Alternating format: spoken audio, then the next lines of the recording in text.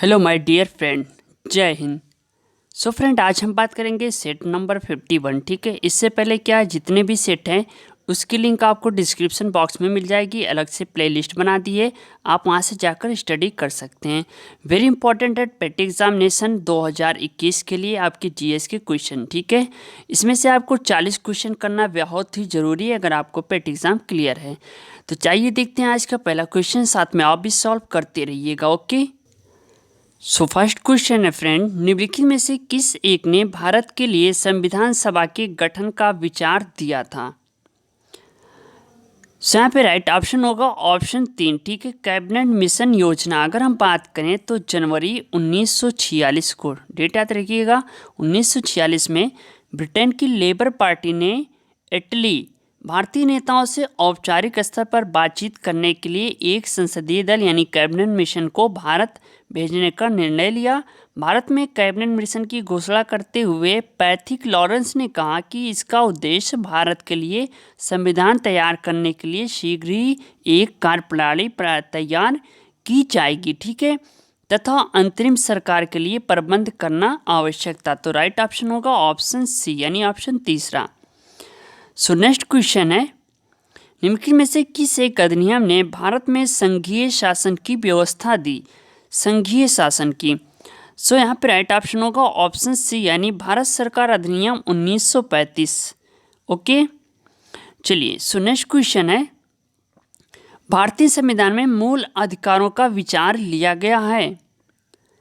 तो यहाँ पे राइट ऑप्शन होगा ऑप्शन डी यानी ऑप्शन 4 अमेरिका के संविधान से। अगर हम बात करें तो अमेरिकी संविधान से भारतीय संविधान में मूल अधिकारों, सर्वोच्च न्यायालय की व्यवस्था, उपराष्ट्रपति का पद तथा उसे सौंपे गए कार्यों को शामिल किया गया। यानी इन चीज़ों को हमने कहाँ से लिया है? भारतीय संविधान में, अमेरिका से। ओके, सो नेक्स्ट क्वेश्चन देखते हैं, मनरेगा कार्यक्रम निम्नलिखित में से भारतीय संविधान के किस अनुच्छेद को लागू करने हेतु लाया गया है?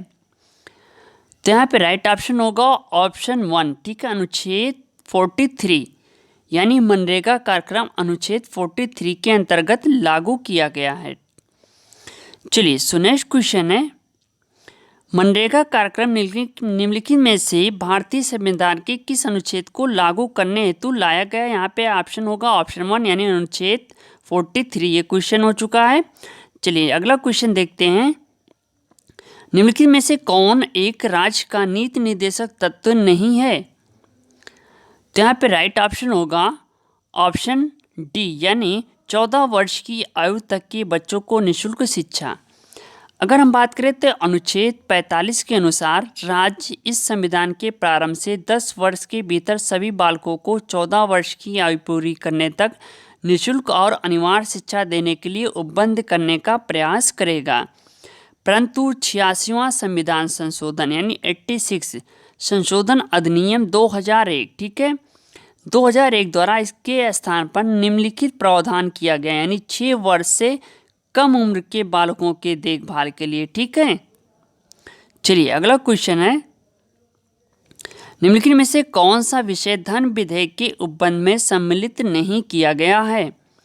यहाँ पे राइट ऑप्शन होगा ऑप्शन 4 यानी जुर्माने या अर्थदंड से संबंधित उपबंध। सो नेक्स्ट क्वेश्चन है, भारतीय दलहन अनुसंधान संस्थान स्थापित है? सो यहाँ पे राइट ऑप्शन होगा ऑप्शन सी यानी कानपुर में। चलिए अगला क्वेश्चन देखते हैं, समस्त विश्व में 17 नवंबर को विश्व COPD दिवस के रूप में मनाया जाता है। COPD का पूर्ण रूप है? तो यहाँ पे राइट ऑप्शन होगा ऑप्शन डी यानी chronic obstructive pulmonary disease. Okay, याद रखिएगा, आप नोट भी करते चलिएगा और वीडियो को लाइक एवं शेयर करते चलिएगा मेरे भाई।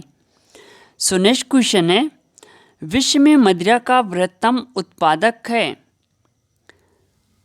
तो यहाँ पे राइट ऑप्शन होगा ऑप्शन बी यानी इटली।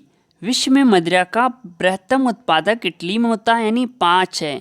इटली, फ्रांस, स्पेन, संयुक्त राज्य अमेरिका और अर्जेंटीना। ठीक है, तो इटली, फ्रांस, स्पेन अगर क्रम में पूछेगा तो पहले पे इटली, फ्रांस और स्पेन। ओके, चलिए यहाँ पे देखिए सूची दिया हुआ है और उन कलाकार का नाम दिया हुआ है और आपको ऑप्शन इसमें से बताना है कौन सा ऑप्शन इसमें से राइट ऑप्शन होगा।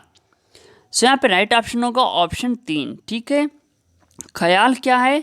कलाकार थे सूरज खान, पखावज थे पंडित अयोध्या प्रसाद, वीणा वादन थे सादिक अली खां, तबला थे वीरू मिश्रा। ठीक है, तबला कौन था? वीरू मिश्रा। चलिए सो नेक्स्ट क्वेश्चन देखते हैं।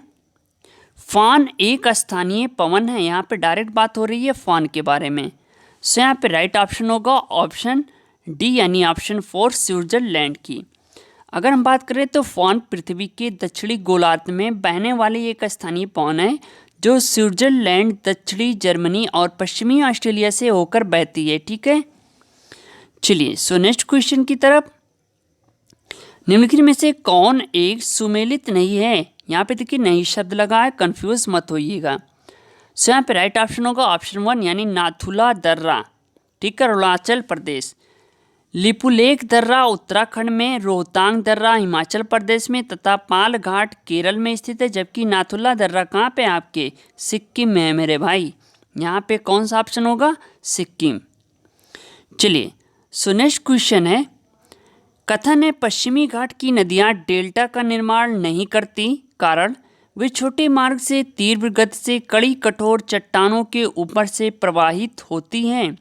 नीचे दिए गए कोड से सही उत्तर चुनिए। ठीक है, अब यहाँ पे 4 ऑप्शन हैं।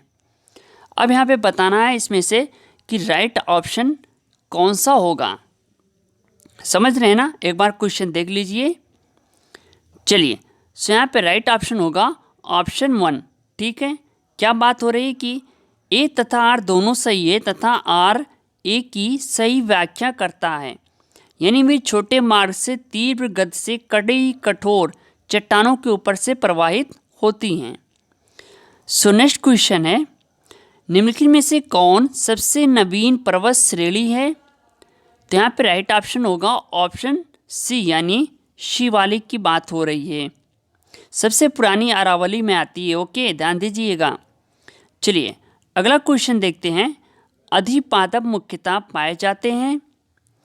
तो यहाँ पे राइट ऑप्शन होगा ऑप्शन डी यानी विषुवतीय वनों में, यानी अधिपादप जो मुख्यतः पाए जाते हैं वो विषुवतीय वनों में पाए जाते हैं। विषुवतीय रेखीय जलवायु के कारण सदाबहार वन पाए जाते हैं, अतः अधिपादप मुख्यतः इसी में पाए जाते हैं। चलिए सो नेक्स्ट क्वेश्चन देखते हैं। यहाँ पे देखिए सूची 1 सूची 2 से मैच करना है। जूट है, चाय है, रबर है एवं गन्ना है। ठीक है, तो गन्ना आपका हो गया उत्तर प्रदेश में, यहाँ तक सभी को मालूम है। चाय, रबर, ठीक है, इसके बाद आपका आता है जूट। जूट आ जाएगा आपका पश्चिमी बंगाल में, रबर आपका केरल में, चाय असम में। ठीक है, तो इस हिसाब से जो राइट ऑप्शन होगा ऑप्शन 1 होगा। ठीक है, यानी तीसरा, पहला एवं दूसरा और चौथा। चलिए सो नेक्स्ट क्वेश्चन है। एक फसली कृषि विशेषता है। तो यहाँ पे राइट ऑप्शन होगा ऑप्शन 1 यानी व्यापारिक अन्य कृषि की। व्यापारिक अन्य कृषि की विशेषता एक फसली की होती है। ये एक प्रकार की पूर्णतया व्यापारिक उद्देश्यों से की जाने वाली कृषि है। यहाँ तक सभी को मालूम है। चलिए सो नेक्स्ट क्वेश्चन देखते हैं।